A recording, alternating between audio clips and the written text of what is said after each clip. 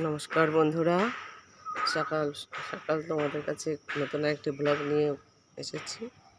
তোমাদের সবাইকে জীবনের গল্প চ্যানেলে স্বাগত জানাই। বন্ধুরা, জানো যে আমি বলেছিলাম যে শাক তুলবো, এই যে লাল শাক তুলে দিয়েছি। এইভাবে তুলেছি, বেশি বড় হয়ে গেছে তো তাই এইভাবে তুলে দিয়েছি।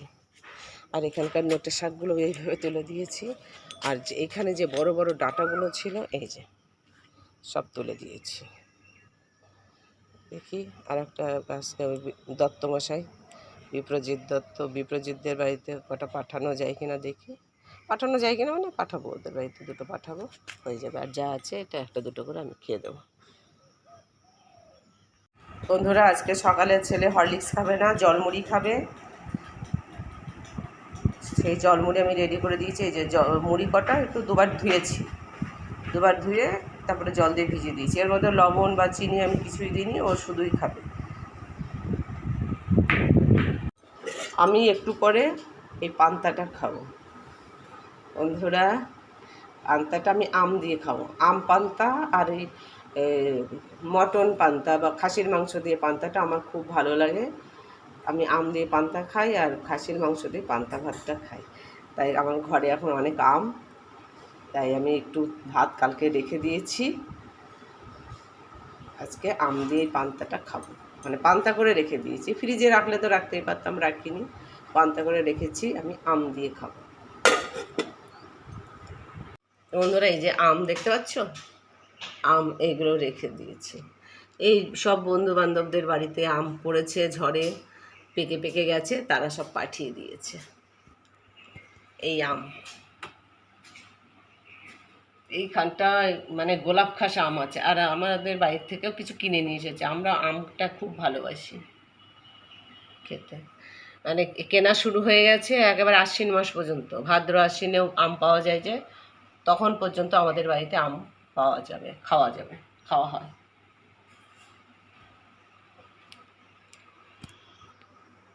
আমার হাজব্যান্ড ওনাদের আম বাগান ছিল, মসলন্দপুর বাড়ি ওদের। ওখানে আম বাগান ছিল, সে আম বাগানের আম খাওয়া অভ্যাস, তো সে অভ্যাসটা এখনও আছে। কিন্তু সেই বাড়িতে এখন সে যায় না, আর সে বাড়ির আমও আর তার হয় না। কিনে খাই, আমরা কিনেই খাই। বাড়িতে ওখানে গেলেও একবার দুবার নিয়ে আসবে, তারপরে তো আর হয় না। তা সারা বছর বাজার থেকে কিনেই খাওয়া হয়। উনি একবারে কেনা শুরু করে দিয়েছে। 3 দিন হয়ে গেছে কেনা, আর কিছু পাওনাও হয়ে গেছে। এখন এগুলো রয়েছে, এখান দিয়ে আমের গন্ধ মমা করছে। বন্ধুরা, এই যে কটা ইলিশ মাছ রয়েছে, 3 পিস ইলিশ। আর মাথাটা, অর্ধেক মাথাটা আছে। এইটা দিয়ে ভাবছি, এই যে এই কচি কচি ডাঁটা কোনোদিন খাইনি, আলু বেগুনের সঙ্গে ডাঁটাটা দিয়ে দেবো, তাহলে ডাঁটাটাও খাওয়া হয়ে যাবে, মাছটাও খাওয়া হয়ে যাবে। আর এই যে শাক, এর মধ্যে 3 নোটের শাক আছে, লাল শাক আছে, আর সে ওই শাকটাকে যে কী বলে, চিংড়ি শাক বলে। তোমরা কেউ নাম জানো কি জানি না, আমরা গ্রামের বাড়িতে চিংড়ি শাক বলে বলতাম। চিংড়ি শাক, এইসব শাকটা করবো। এই শাকটা কাসুন্দি দিয়ে খেতে খুব ভালো লাগে। শাকটা করবো, করে কাসুন্দি দিয়ে খাবো। আজকে অনেক কাজ এই করে কাসুন্দি দিয়ে একটু আমও মাখাবো। সবাই বাড়ি একসাথে আছি। আমার ছেলে আম মাখা খেতে ভালোবাসে। দেখো বন্ধুরা, আমগুলো ফ্রিজে রেখেছি, আমগুলোর গায়ে বরফ জমে গেছে। দেখো, এগুলো সব কাঁচা মিঠে আম। যেহেতু আমার ছেলে আম মাখা খেতে ভালোবাসে এবং ওর বাবাও খেতে ভালোবাসে আম মাখা, তাই কাঁচা মিঠে আম নিয়ে এসেছে।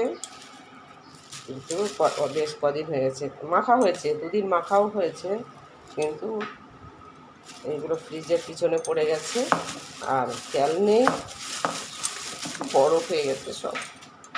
থাক, একটু বাইরে একটু জল দিয়ে ভিজিয়ে রাখি, নর্মাল হয়ে যাবে, তারপরে আম মাখাবো।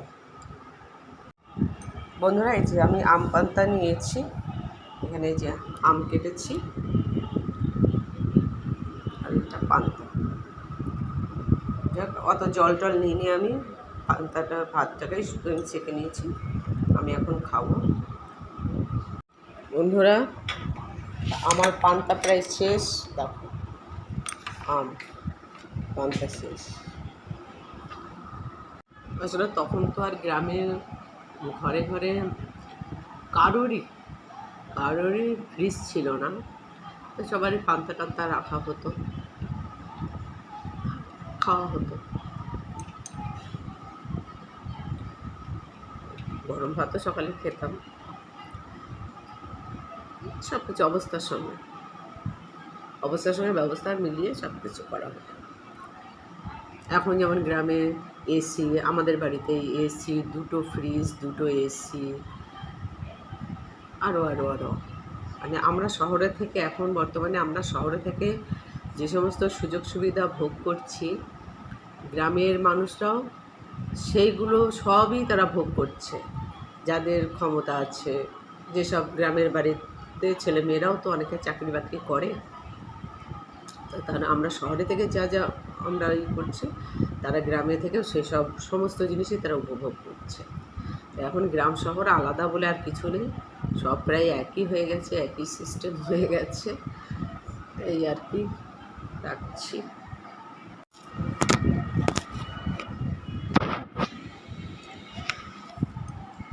আসলে কি বন্ধুরা, আমি তো গ্রামের মেয়ে, পান্তা টান্তা খাওয়া অভ্যাস ছিল, পান্তা খেয়েছি। আমার আম পান্তা, খাসি মাংস দিয়ে পান্তা, আলু ভাজা দিয়ে পান্তা, আলু ভাজার মধ্যে একটু পেঁয়াজ দেওয়া থাকবে, পেঁয়াজ ভাজি সঙ্গে শুকনো লঙ্কা ভাজা থাকবে, মানে এরকম। পান্তা আমি খাই না তা না, পান্তা আমি খাই বা খেয়েছি। আমার পান্তার পথ্যটা ভালো লাগে, পান্তার পথ্যটা ভালো হলে আমি পান্তাটা খাই। পথ্য যদি ভালো না থাকে তাহলে আমি সবই অভ্যাস আছে। পান্তাও খেয়েছি, গরমও খেয়েছি, স্কুলে যখন গেছি তখন গরম খেয়ে গেছি, আবার ছুটি টুটি আছে, পান্তা আছে, খেলাম।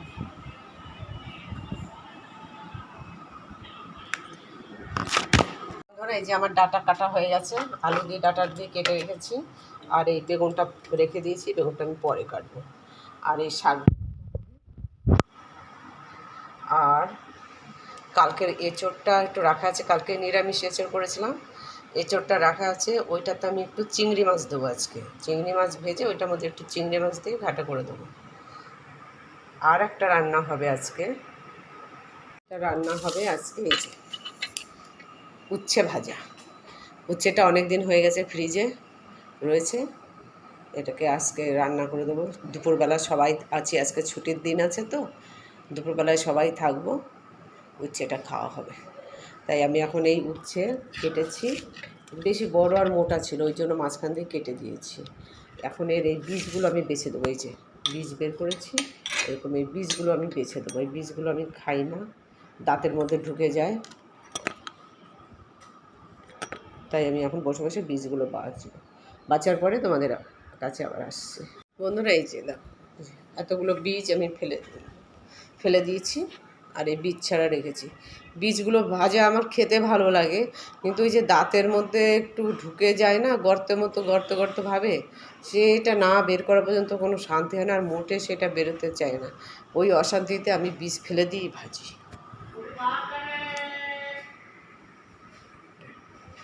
শাক সেই আমার একই জমির একই শাক তুলেছি, সেই রকমই।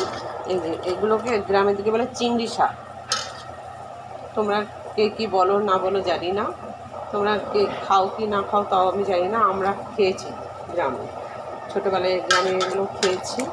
এখন দেখি আমার সেই জমির মধ্যে এরা একাই হয়েছে, দেখি একটা টবের মধ্যে একাই হয়েছে এরা, তা সেটা আমি শাকটা চিনতে পেরেছি, তাই আমি নিয়েছি এটা চিংড়ি শাক। এগুলো এখন ধুবো, এটা নোটের শাক, এটা লাল শাক, এই সবগুলো একটু ধুবো, ধুয়ে তুলে রাখবো। আর এদিকে তো আমি উচ্ছে ভাজা শুরু করে দিয়েছি, নইলে আমি রান্না কমপ্লিট করে দিতে পারবো না, আর তখন তোমাদের হয়তো আমি দেখাতেও পারবো না, কারণ খাওয়ার সময় তখন তাড়াতাড়ি রান্না শেষ করে তাড়াতাড়ি খেতে বসে যায়, আর ক্যামেরা ধরার কথা মনেও থাকে না, মনে পড়লেও আর সেই সুযোগটা আমার থাকে না, কারণ আমি বাবা ছেলে দুজনকে খেতে দিতে ব্যস্ত হয়ে যায়। খাবার দেওয়া বন্ধ করে ক্যামেরা করা আমার আর হয় না।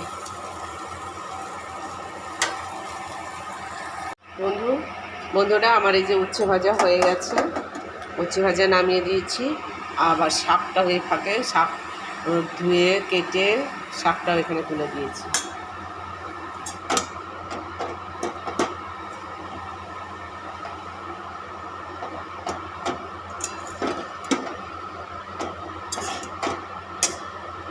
শাকে এখন কিছুই দিইনি, শুধু একটু লবণ দিলাম, দিয়ে একটু সাঁতলে নেব।